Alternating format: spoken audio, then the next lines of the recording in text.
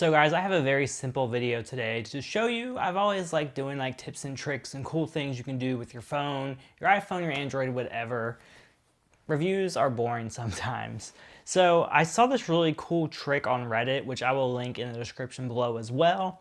But what you can do is basically make like a fake like X-ray looking effect on your phone. Now, this isn't gonna work like in the real world. You basically have to take a picture and post it on social media, but I think it looks pretty cool. So it's super simple. You don't have to download any apps. All you have to do is just use your smartphone, and then you need another camera, so another smartphone or like an actual camera. You can basically make it as bougie as you want to and put as most effort as you want to into it.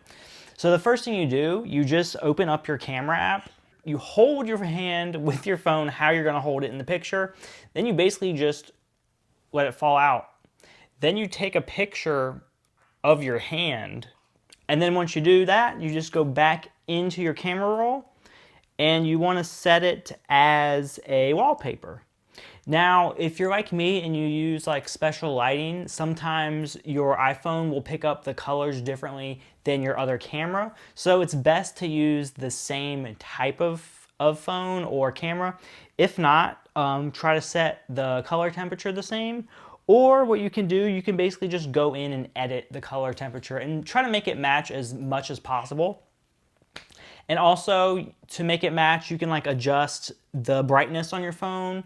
You can adjust, you can add or remove true tone. And also too, when you're setting it as a wallpaper, you can set still or perspective.